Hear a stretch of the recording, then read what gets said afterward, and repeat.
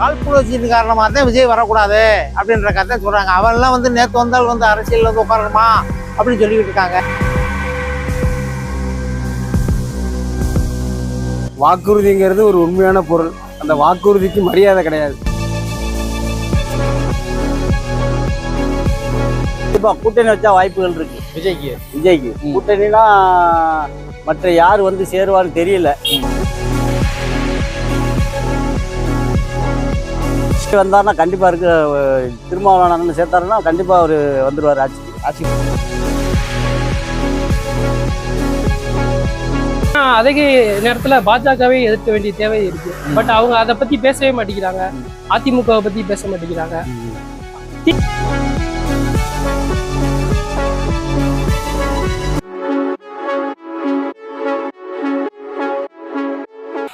சரியில்லைன்னு அவர் என்ன சொல்றாரு?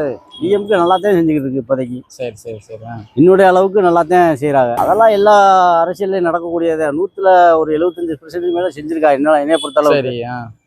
மற்ற என்ன அவர் என்ன குறை சொல்றாரு விஜய்? அவர் வரக்கூடாதுன்றக்கா அப்படி சொல்லிக்கிட்டு இருக்காங்க. காழ்ப்புணர்ச்சியின் காரணமாக தான் விஜய் வரக்கூடாது அப்படின்ற கதை சொல்றாங்க. அவன்லாம் வந்து நேற்று வந்தால் வந்து அரசியல் வந்து உட்காரணுமா அப்படின்னு சொல்லிக்கிட்டு இருக்காங்க.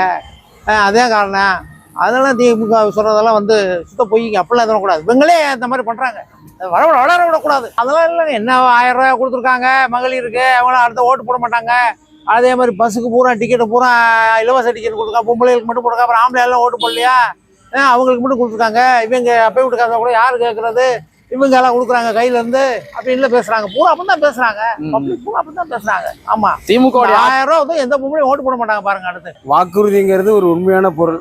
அந்த வாக்குறுதிக்கு மரியாதை கிடையாது. மரியாதை வாக்குறுதின்னு சொன்னா அதுக்கு ஒரு மரியாதை கொடுத்து எல்லாத்தையும் கரெக்டா செய்யணும். அதுக்கு அந்த அரசுக்கு கரெக்டான பொறுப்பு கிடையாது. விஜய் வந்து வந்த உடனே ஆட்சிக்கு வரணும்னு சொன்னார்னா அது வந்து ஏற்றுக்கூடிய மாதிரி இல்லை. வர வேணாம்னு சொல்லலை. அவர் இன்னும் ஒரு 10 ஆண்டுகள் உழைக்கட்டும் மக்களுக்கு. அதுக்கப்புறம் அவர் வரட்டும். யார் வேணாம்னு சொல்றாரு. விஜய் வந்து செய்கிறார். மறைமுகமா செஞ்சிருக்கேன்னு சொல்றாரு. மக்களுக்கு தெரியட்டும், வரட்டும், 10 ஆண்டு உழைக்கட்டும். அதுக்கப்புறம் வந்தா நல்லது தானே. யார் வேணாம்னு சொல்றாரு. கல்யாண வீட்டில் போய் சாப்பிட்றோம். பாயசம் போட்டா சாப்பாடு, படம் வச்சா சாப்பாடு. அன்னைக்கு ஒரு நாளோட போயிடுவாரு. வாக்குறுதி கொடுக்குறது ஒரே நாளோட போயிடும். பேப்பர்ல மட்டும் தான் இருக்குதுன்றீங்க. திமுக ஆட்சி தலைவர்கள் மாபெரும் தலைவர்கள் இருந்தப்போ நல்லா இருந்துச்சு. இப்ப அதோட ஒரு நல்லா ஆட்சி. இந்த ஆட்சியை வச்சுதான் இந்த ஆட்சி வருது. இந்த ஆட்சி நிறைவேற்றுறது சரியில்லை. ஆமா, பாருங்க. நீ வேணாலும் பாருங்க. 1000 ரூபாய் ஆன ஊரை ஓடு போடுறாங்களான்னு பாருங்க. கணக்கெடுக்க சொல்லுங்க. போட மாட்டாங்க. கொடுத்த எல்லா வாக்குறுதியும் நிறைவேற்றிட்டாங்களா? இல்ல, அரசு இருக்கலாம் சொன்னாரு. ஒண்ணுமே பண்ணல. பூரா பிச்சை எடுத்துறாங்க. அரசு வெட்டாடானே பூரா பாவம். குளிக்கக்குள்ள கஞ்சி இல்லாம பூரா வீட்டுல பத்தி விட்டாங்க. வைங்க, உனக்கு பென்ஷன் இல்லையே, நீ ஏன்டா உயிரோட இருக்க ஓடுறா அப்படின்னு சொல்லி பத்தி விட்டாங்க. சத்துணவு விழாக்குறவங்களுக்காச்சும் 2500 ரூபா கொடுக்குறேன். ஒண்ணுமே இல்லை. ஓஏபி கூட 1500 ரூபா கொடுக்குறேன். அதுவும் இல்லை, எதுவுமே இல்லை. திமுக மேல குற்றச்சாட்டு வைக்கிறது வந்து சரிதான். ஆனா அதே நேரத்துல பாஜகவே எதிர்க்க வேண்டிய தேவை இருக்கு. பட் அவங்க அதை பத்தி பேசவே மாட்டேங்கிறாங்க. அதிமுகவை பத்தி பேச மாட்டேங்கிறாங்க. திமுக இருக்கிறதுல ஒரு சில தேர்தல் வாக்குறுதி நிறைவேற்றிருக்காங்களா, அதை பத்தி பேச மாட்டேங்கிறாங்க.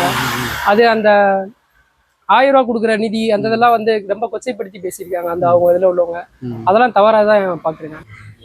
அது மக்களின் தீர்ப்பு, மகேஷின் தீர்ப்பு. யாருன்னு சொல்ல முடியாது. ஆனா நீங்க திமுக ஆட்சியில அதிருப்தியா இருக்கிறீங்க. அதிருப்தியா இருக்கேன். சரி. திமுக கிட்ட பணம் வாங்குவோம், திமுக ஓட்டு போடுவேன். ஆனா எதிர்த்து கேட்பேன். ரைட். என் தெருவில் வந்து ஒரு 50 பேருக்கு அரிசி தரேன்னு சொல்லிட்டு தரல. அதை போய் நான் வாங்கி கொடுத்தேன். கும்பகோணத்துல வாங்கி கொடுத்தேன். அது மாதிரி எதிர்த்து கேட்பேன். போய் குறைதான் சொல்லதான் செய்வோம். இவ்வளவு ஆக்ரோஷமா எதுக்க வேண்டிய அவசியம் கிடையாதுன்னு நினைக்கிறேன் என்னைய பொறுத்தளவுக்கு. மற்றபடி கொள்கை கோட்பாடு வந்து டிஎம்கே தான் நல்லா வேலை செய்யறாங்க. இன்னைக்கு ஜாதி இந்துக்கள்லாம் சேர்ந்து ஒரே மாதிரி எதுக்குறாங்க. அதோட இவர் எதுக்கும்போது ஒரு தமிழ்நாடு நிக்க சொல்லுங்க, ஒன்றும் பிரச்சனை இல்லை.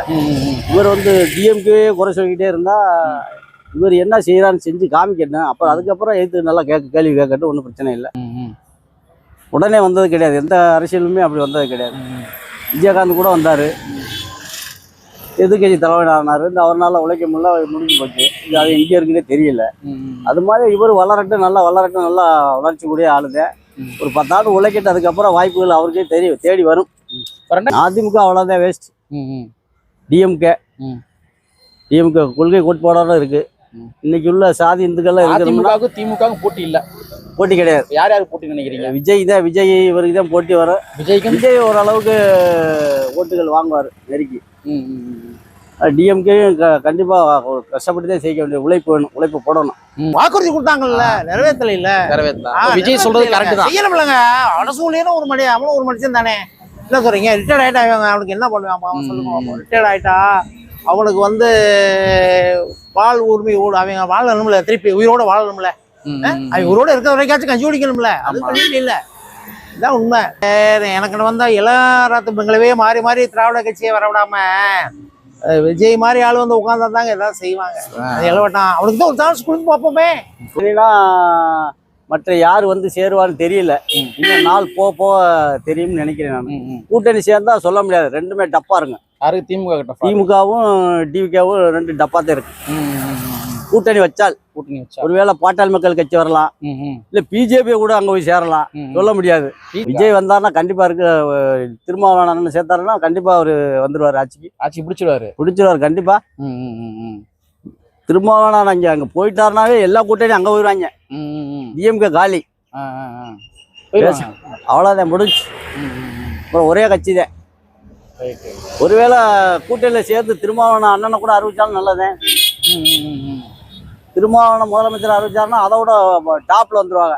தீர்மானிக்கக்கூடிய ஒரு சக்தி அவர் தான். இன்னைக்கு யாரும் கிடையாது. பாட்டாளி மக்கள் போச்சு, கம்யூனிஸ்ட் அப்படியே தான் இருக்குது, இந்த மாதிரி இல்லை.